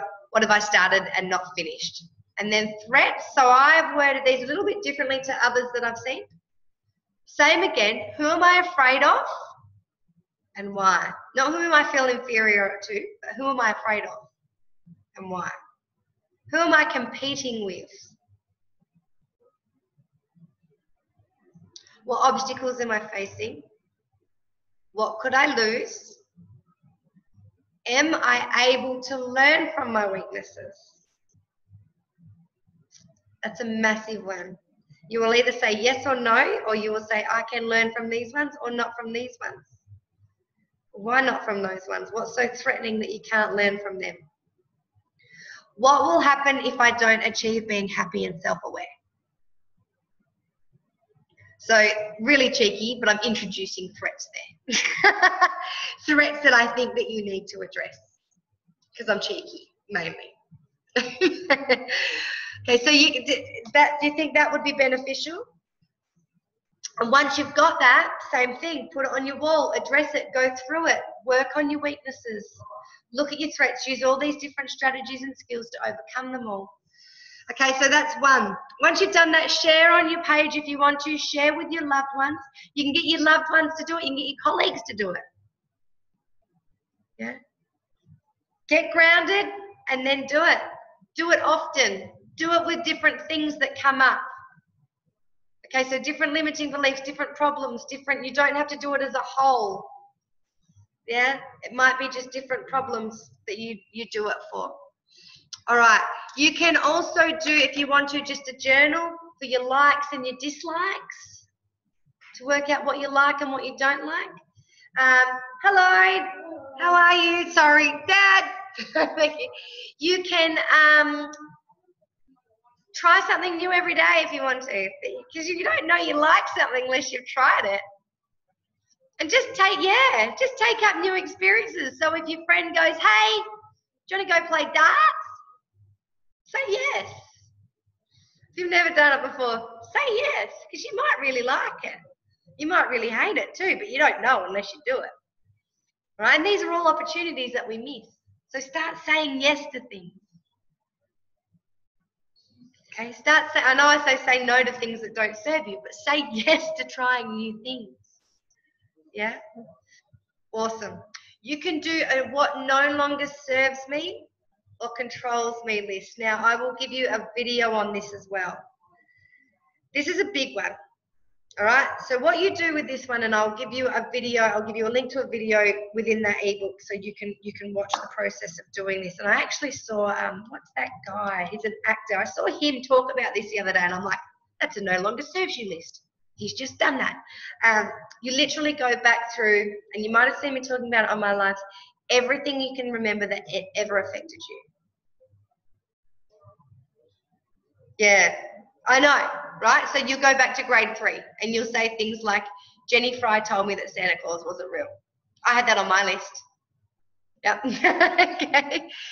Anything anyone said, anything anyone's done, any experience, any whatever that has ever affected you.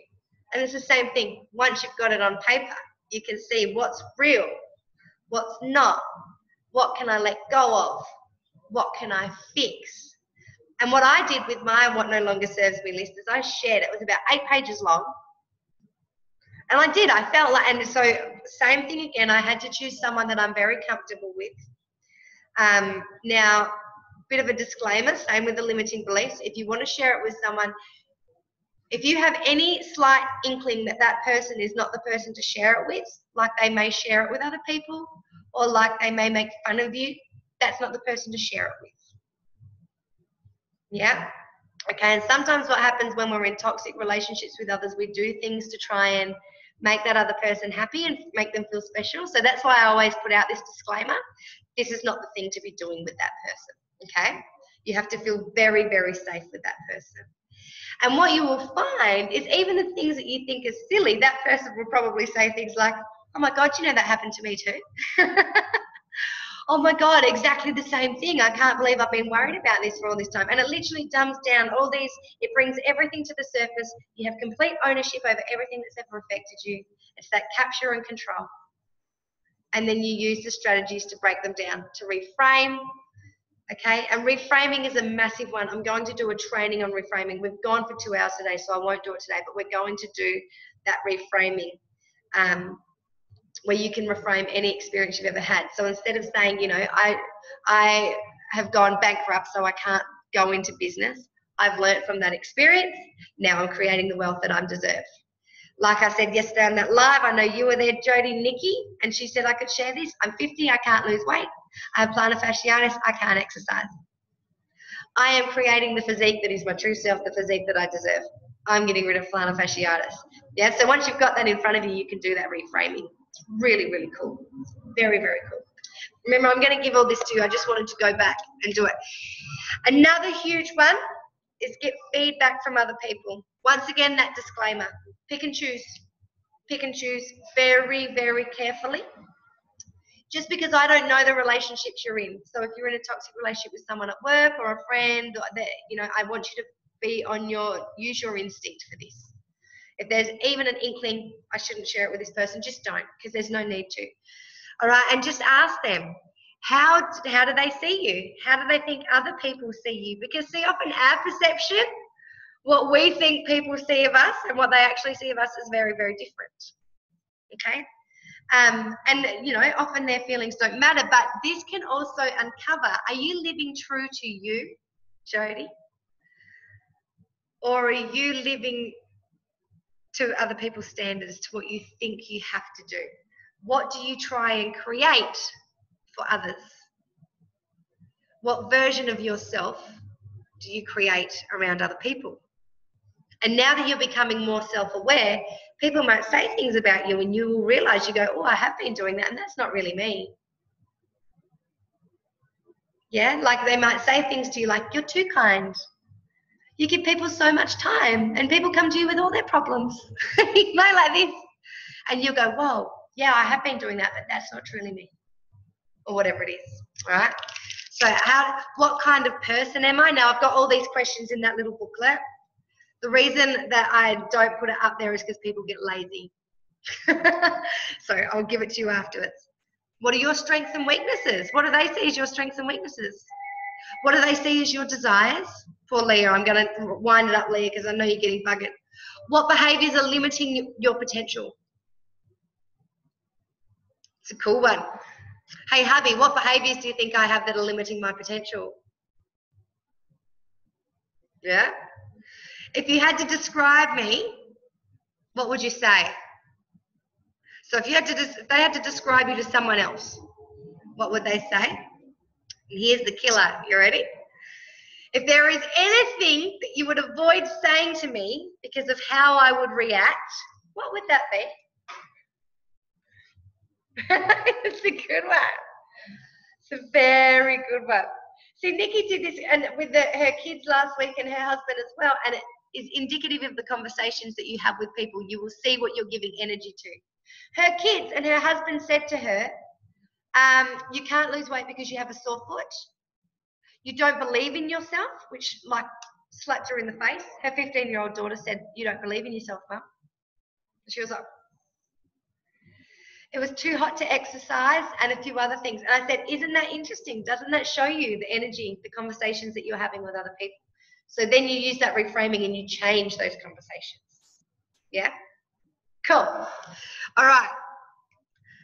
There's another thing that we can do, but we're going to do that next week, and that's looking at your failures as not as failures and reframe again. I call it the rear vision mirror.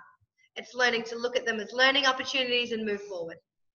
Yeah, so if you do the what no longer serves me, we've got them, and we can do that next week. Because mistakes, what we do is we go over them, and we turn them into a limiting belief. Yeah? Excellent. Mindset, so that's that reframing stuff. All right, we'll do that again next week when we've got some of your things there that we'll reframe as well with your emotional intelligence. Meditation is a good one.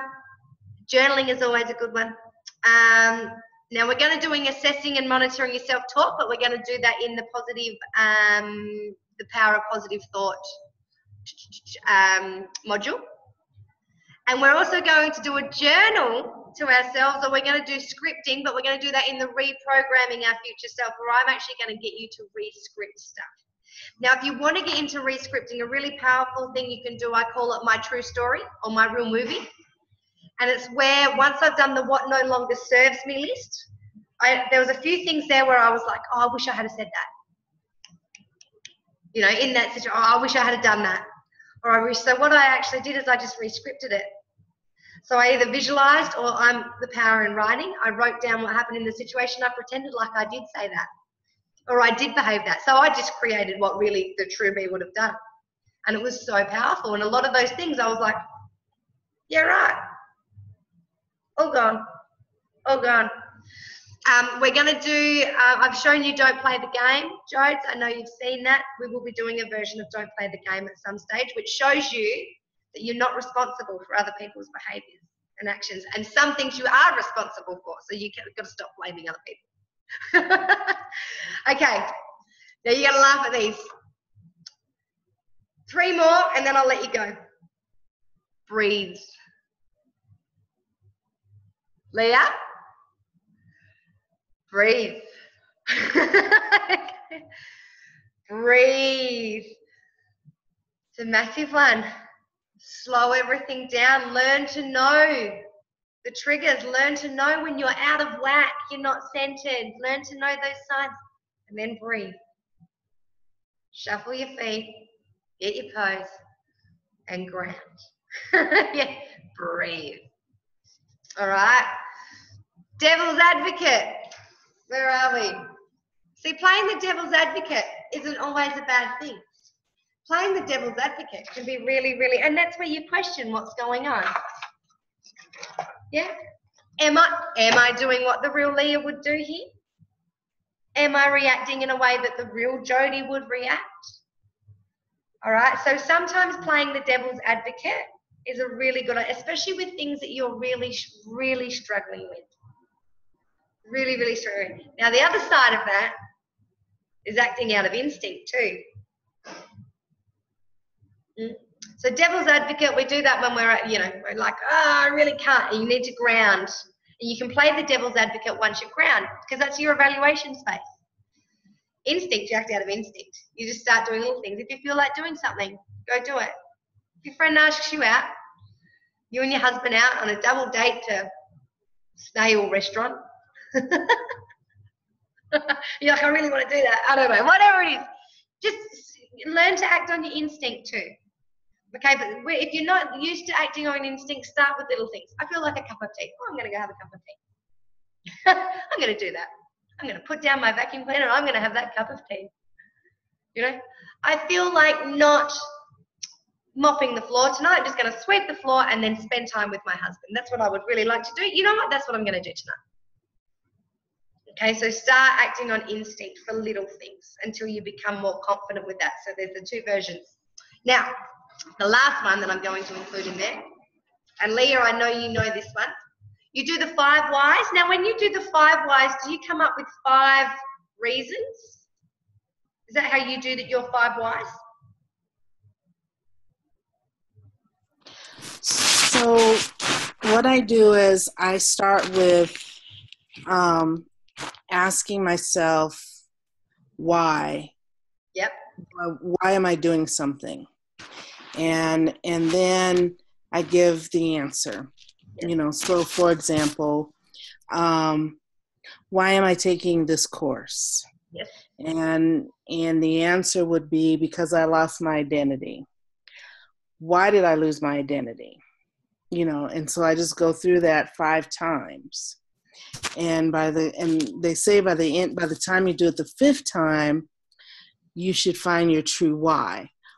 And my thing is, sometimes I still have to keep asking why. Because maybe that 5th why is still not solid enough, or at least that I feel it's solid enough. I feel like there's something else there, just to really get to the root of it. Perfect. So that is exactly the strategy that I was going to share with you. So powerful. Mm-hmm. So powerful. So what you do is you ground, you get yourself into a controlled space, evaluate, and then you go through your whys. And you know you hit your why. You know when you've hit your why.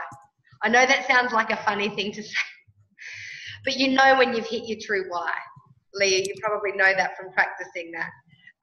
Because it sits with you and you just know that that's your why. Now, the whys are so powerful because you can start finding habits. You can start finding, and what I often get people to do is I do get them to start with emotions. So once you start recognizing your emotions, I'm angry. Well, okay, we'll use angry at the moment. All right, breathe. Start, ground. All right, yep. And then why am I angry? Because my neighbor did this. Why did they do that? Or why am I angry because they did that? Because this. Or why am I angry because they did it? And you'll start to see that you'll get patterns as to why anger is created within you, or why fear, or why anxiety, and you will start to understand your emotional triggers. So that why is such a powerful one, understanding your emotional triggers. Yeah? Because then once you've got them, you can actually go, oh, do you know what I mean? That's my trigger. Yep, I'm angry. How am I going to respond? By putting my anger there, this is the actual situation. What's my logical choice? Response, behavior. Does that make sense? Yeah? You can do it with things as simple as, I had someone do it, there was an advert that used to come on that used to just drive them silly. Right? Why am I frustrated when that advert comes on? It's really funny, but they got down to it and it was fixed. All right, how's that, ladies? So what I'm going to do is I'm going to send you that booklet.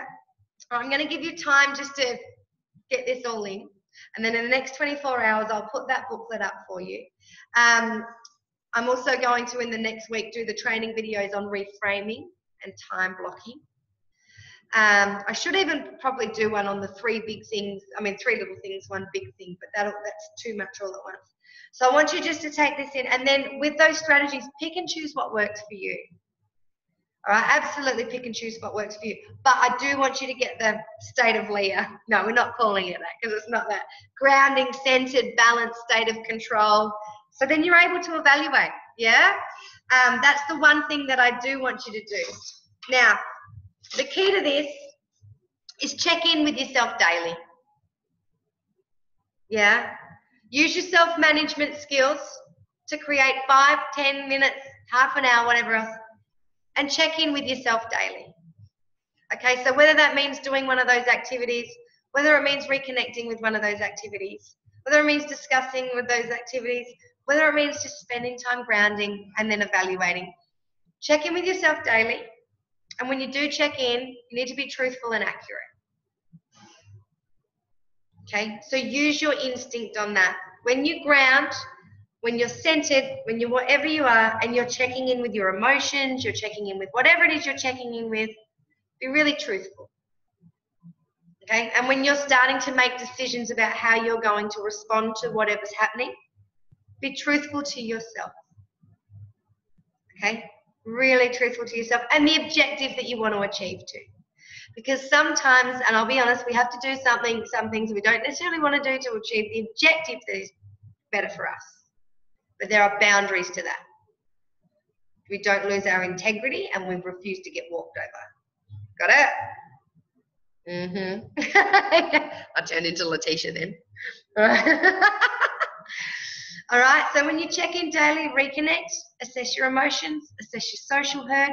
Just focus on one thing at a time, whatever it is for you at that time. Be conscious and mindful of your likes, your dislikes, your emotions, your motivators, your triggers. All right, and label your emotions. All right, if you do anything with your emotions, I know this sounds silly. We'll talk this more in the emotional intelligence. Put a label on your emotions. Make them external, what they truly are. They're an emotion or a problem or whatever it is. And problems are external to you. Smart people don't go, and we said this yesterday in that live, they don't go, oh, I don't have any money, and then they let that control them. They go, okay, I don't have any money. That's a problem. Now I need to solve that problem because I'm in control of it. So when you label your emotions, when you put a label to your problems, and when you come out of that state of balance or whatever else, write it down, capture it, control it, then you can evaluate it because you're in a sense of state of calm. Or if you're happy just doing that all in one, you can, whatever works for you. All right. And then you brainstorm and you act, same as before. Now the key, as I said, practice, become really good at it. So check in daily. Check in with yourself absolutely daily, truthfully, honestly, and accurately. And you'll know if you're not being truthful and honest and accurate with yourself because it just won't sit right. It just won't sit right. Your instinct will play on you. Either here in your gut, here or here. Your instinct, your true self will be like, not happy with that. Okay. All right. How was that? Any questions, comments, requests? Anything? You have to unmute yourself to say see ya. I'm not letting you go without hearing beautiful voices. No, this is great. Excellent. Yeah. Really enjoyed it. Good. And I think just from doing this today, I really recognize how consistent I need to be for it to really cement and stay with me and not just something I've learned and then I just wander back into the old me. That's it. Because we're creatures of habit. We will do it. 66 days. 66 days to actually recreate the change of habit and rebuild the neurological pathways. Not 21. The new research is saying 66. To unglue the neurological pathways and re-glue them somewhere else. So if you check in with yourself daily, and that's only 3 months, 5-10 minutes, And you'll probably find, I know a lot of people that have done this with me before I started putting my actual proper coaching out there, they actually get themselves what they call a sacred space. Or I spoke to Nikki about this, you know, a nice room in there, and that's where they do the things that are important to them. It's where they've got their affirmations. It's where they do their grounding. It's where they do their exercise, you know, or whatever it is. It's just like, yeah. So when you do check in with yourself, see, I'm at the point now where I can just check in. I can just be like, how am I feeling? That's what I'm feeling. Okay. You know, but if you need to create, because it's that same thing, it's that muscle memory. Just like the breathing, shift your stance, shoulders back. We've got visual memory as well when you're in practice. Yeah. That's good. Come to my house in Europe one day and there's like rugs and cushions.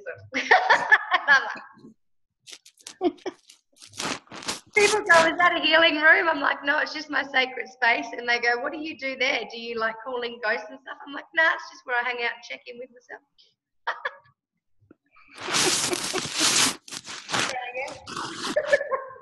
Ayla's got hers, and Indiana's got hers, and it's just a cushion in her room. It's really funny, and Indiana doesn't know what it's there for. And Indiana will go to sleep anywhere if she's tired, and very rarely is there like a warning that she's tired. And Ayla often says to me, she's like, Mum, Indiana's not asleep, and Indiana's sleeping, and it needs to be in her cot or in her sacred space. I'm like, there are no rules in the sacred space, Ayla. So when she's asked to sleep, Mum. So funny. Because that's what Ayla does. She goes, I'm happy. Cool. All right, ladies. I'm glad you enjoyed it. Yeah, that's awesome. Excellent. So check in daily, and next week what we're going to do is I'm going to be doing more on the emotional intelligence. Okay. Awesome. All right, ladies. Cool. I'll leave you to it. You got work to do. See ya. Bye.